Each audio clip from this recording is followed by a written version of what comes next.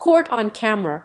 Michigan Dems defund the police flip-flop exposed. A leading Democratic Senate candidate in Michigan has repeatedly denied ever supporting defund the police. But recent discoveries tell a very different story. Abdul El-Sayed, who's vying for the Democratic nomination against Haley Stevens, has been firm that he never wanted to strip funds from police departments. He even claimed to have deleted old tweets embracing the idea. Yet, a video from the University of Michigan, published some years back and titled "Systemic Racism as a Public Health Issue," shows El-Sayed arguing a different position. In it, he suggested that police funding and the use of force were facets of systemic racism and constituted a public health issue. He questioned, why are we investing so much in people with guns and less in people with the means of being able to invest in young folks, empower folks through their livelihoods, and empower them to live their best lives?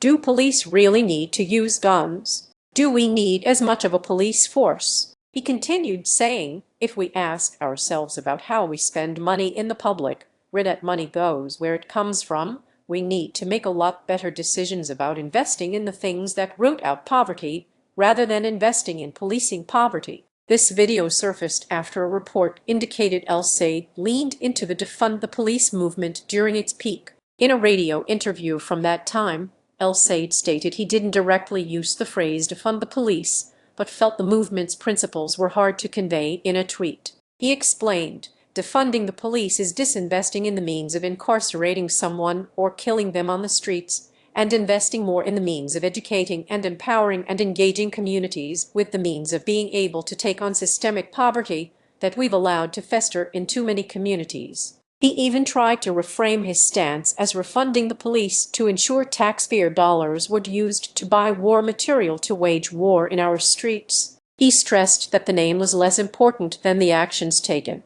Abdul El-Sayed's campaign spokesperson, Roxy Rickner, responded, saying that his perspective has become more nuanced due to his work with law enforcement.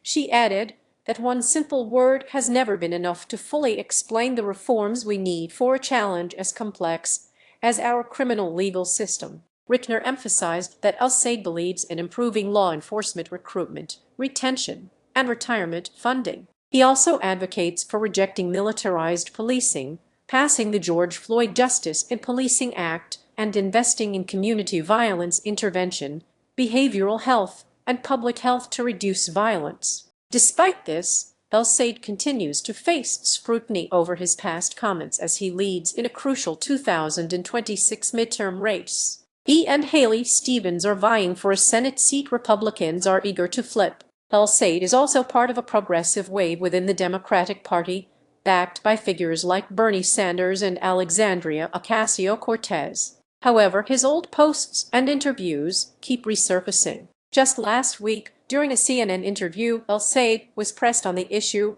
retorting that he deleted all the tweets because I didn't want them to be taken out of context like this. He dismissed it as clickbait in D.C., stating that no one in Michigan communities asks him about it.